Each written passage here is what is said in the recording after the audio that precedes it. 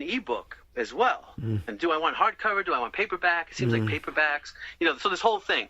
So I figured out the best way to do that. Now, in the time of the Gallery of Light, they would warehouse books in different locations, and they would, you do a book signing, or someone orders the book and they ship it, but if they don't sell it, then they ship it back, Today, what worked was Ingram. There was the self-publishing world where you can do things digital and practical, but there was the Ingram relationship, which I had made some money for them that I could work, but so sometimes it would go together, sometimes it wouldn't. But basically, it's interesting because now, like on my birthday, I did a reading and a book signing at the Barnes & Noble. So I was always thinking towards, like, when Borders came out, maybe I could do a tour of the Borders and all this and perform. So I did a performance, like I've been doing these multimedia shows. To make a long story short, Words Written for Soul Still Bleeding is being sold by Amazon online, Barnes & Noble, but it's available like in the stores, but it might not always be stocked, but you can get it digitally as well as an ebook. So a lot of times, instead of waiting in warehousing and all this, they can digitally, in Barnes & Noble's system with Ingram, get it right in 2 days or whatever to people. So this has been I'm very proud of this book, and life sometimes takes you, like with my car accident, it's taken a lot of 3 days a week physical therapy, and I work 12-hour overnights, and then there's 2 days a week chiropractor, and there's life. There was a certain momentum going with the book, and I got slowed down a little bit, but I'm very excited for a couple of things in a couple of months, but it's not the right time to talk about it yet. But it's exciting because it felt like some of those things might have been in a different time period, but I was able to bring that to now, and I feel like I've been growing and becoming a better writer as well, or it's just different, it's just different, but I'm in another period, and it's exciting, so where technology is, I guess technology, it's not bad or good, it's how you use it, so it's it's just adapting and figuring out how you can utilize it for your art. Yes, it's important, and I'm sure your poetry has helped you through the car accident and all this. Your writing. Yes. Yeah, absolutely. I'm so inspired right now. It was almost like I had to get the dust off a little bit. I was more in the dad mode, but little by little, it's just like I feel like getting propelled to other levels now. It's just it's like ripe for the picking or whatever. And my schedule moves really fast. So there are days, like say I'm going to do a poetry assembly in West Brentwood School, then I'm going to work the overnight. So that's like a 24-hour day. So there's times the financial, but I have a lot of energy, but it's almost like, boy, I wish I could put that more towards the art. Yeah. But I steal these moments, and it is helpful. Like, I know you had a rough December and stuff, but like say, it just getting your emotions out. I mean, they're using poetry in counseling sessions, it's or just, something in the world you want to speak about. Like I was disturbed about all the garbage that's in our food, so I could speak out about food justice or the climate change, the environment, or whatever it is, prejudice, or sometimes it's personal, but sometimes it gives you it gives you a voice, but also sometimes it's just good to get it out, and vent it, Well, that brings me to the question of what advice would you give poets who are just starting out? Write, and be true. Get your influences, but be true to your own voice and your own vision, and don't get intimidated by other poets and things, or compete. I never liked the poetry slams because of the competition, but it brought a lot of people to poetry. And if you go with a fun attitude, you can have fun. But use your voice. There's only one you, and then there's a lot of great. Like when I first was with Lollapalooza, there wasn't there were no poets around, but like now it's like, all right, the difference from the 90s to now, there's a poetry group in every town, maybe a few. Every coffee house will have an open mic. You could do poetry, a poetry night. You know, we got on Long Island, we got the Walt Whitman birthplace you can go to. Sometimes there's a historic site. Sometimes it's a college, or the Barnes and Nobles. They're all over the country. You know, get together and go to an open mic. Get together with a group, an open mic or other poets, and you know, exchange ideas and learn from each other. But sometimes my best friends have been poets from different ages because, you know, so it's great to join your community, you know, and have your voice and be a part of things. So I always choose that over alienation because, you know, as a creative person, you can get on that mountaintop and alienate it too, where, you know, so it's good to join your community.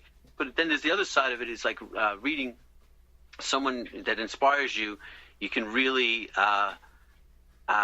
read about their life and how they did it, you know, and maybe write down. I used to write down goals, but maybe even like write down a vision, because a vision is more like you're living it. It's more internalized. It's almost like, I'll say faith, you know, I believe in Jesus and you know, but even if you look at it as quantum physics, there's a certain something with owning it, you know, like a vision and being it, you know, and you know, so like, may your very soul be a great poem. You know, our life is a message. Our life is like a poem, but you know, you're a poet. No one else has to make you a poet. It helped me getting affirmed by other poets, but really, I was a poet naturally, just writing. You know, my son has the gift of words. You know, you always had with the gift of acting and filmmaking. You know, it's just, you know, some people were born into different opportunities more than other people, but it's really knowing we were already that, and there's dignity in that. You know. Good answer. So where can people find you and your work online? Okay, there's my website, the official website, BillyLamont.com. But I'm getting into Instagram right now. I'm Poet Billy Lamont, and I was on Facebook for a long time as Poet Billy Lamont, but also as a public person as Billy Lamont. And I'm on Twitter, but I never really got into Twitter, so I might have like 20 people over there or whatever, not too many. But so I'm not hard to find if you do a search. I have a YouTube channel with videos. But you know, I want to redo my website, but actually that's a good place to start. And then my books and CDs. My books are available through BarnesandNoble.com. My latest book is Words Ripped from a Soul Still Bleeding. You know, poetry that breaks down the fourth wall of performance, art, perception, and culture. And you know, but then my books and CDs are available on Amazon. But some people, you know, like you want to buy them. You have a way that you like to buy it the best. But there's also like, you know, today with the music, you know, you can stream it on wherever you like to listen to music, like Spotify or the distributor, The Orchard, put it on YouTube. So there's like my stuff that I put on YouTube, but then there's like what the distributor does. Wow. You know, so it's like, you know, maybe you want to buy something digitally, or maybe you want to buy it as a CD. You know, maybe you don't like CDs, you know, or maybe you just want to stream it on you know, Spotify, Apple Music, or you could do that. You can listen to Beyond Babylon, or you could maybe the paperback. I like having the paperback, sitting on the beach or having it, putting it on my shelf. But maybe you like the digital books, like a paperback's like $15, but the digital is like $7. You know, so maybe you want to download. At this point, I'm like, I just want you to enjoy my writing, you know, and I'm not hard to find, you know, even if you email me, usually you can find me, you know. Good. And I try to get back to as best I can, you know. Well, I'm glad you found this pocket of time. I know you're very busy, and I'm very grateful that you found the time to finally get on the show. You're awesome. Oh, thank you. I always wanted to do it. I always knew that you were an artistic, talented, good man, a good friend. You know, I'm honored. It's been right now is an exhausting time for me. Oh boy. Yeah, but we got you on. It's been nonstop. Yeah. But it's good. That leads to the Last question I ask everybody. Why does art matter?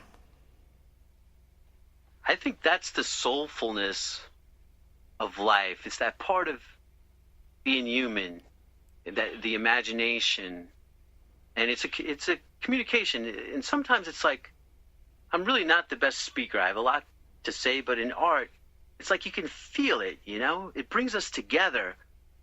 You feel what it's like to be another person. You gain that empathy, and it's just a powerful communication. And it's, I deal with words, but it's really beyond words. For example, how do you write about love?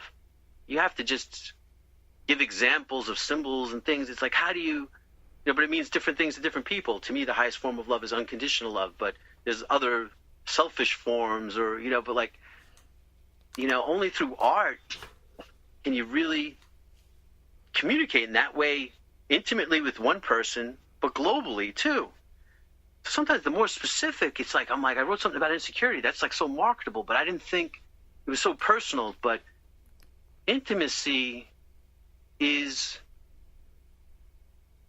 it's an energy, it's a rhythm, and it's something so, it's like treasure, and we don't want to lose that, and art to me is the vibration of that, Says it right there. You got it all. Once again, Billy, thank you so much for connecting and being a guest on the show. And best of luck with your future endeavors, of course. And may you keep spreading your art, because the world needs it. Thank you. I have this line: we need an intelligent heart. We need a loving mind. Love, intelligence of the heart will light your mind. So I wish everyone listening love to you, from my heart to you, love and life. And Alex Rudy, thank you very much for your time and for thinking of me and for having me on your podcast. You are welcome. Take care. Well, there you have it. Billy had so much to say. He's been doing this for 3 decades. Unbelievable. But he's stuck with it. It's such a part of him. He can't give up his art. As I've said many times, some of us reach that point where we're not sure if we're good enough, or we should keep doing this, or it doesn't fit. Granted, sometimes you may move on to something else in the creative arts. You start off as an actor, you end up as a director. But don't give up. You have this thing inside of you that is important to share with the world. You have this gift. And if it may not be that, it could be something else, like poetry. And what's great about Billy, yes, he has been all over, met so many people, mingled with some music royalty. But he understands that his poetry is his way of giving back, sharing his unique brand of creativity to get a connection with people, create empathy. He says it's important to think about what you're giving your energy to, what you're focusing on. Another thing he says that really is powerful is your words can either create or destroy. So choose your words wisely. Granted, poetry is very subjective. It's such an honest representation of who you are. And of course, some poetry is dark. It doesn't mean it's not bringing something to the table. The poet is getting something out. And some of our best songs have really dark, deep lyrics to them. That's why we love them. The artist is being their authentic self and expressing something deep from the soul. And his advice on starting poetry as your creative outlet: write, and write. Keep writing. Find a way to get it out there. And as he quoted, if you're not growing, you're eroding. So just keep with it. Remember, every person's voice is needed. You can touch so many lives by your words. And I love the sum total of his answer of why art matters. It's because it's the soulfulness of life. That's poetry. I'm telling you right there, man. So thank you so much for being on the show, Billy. It was great having you. And listen, check out this show. Tell your friends.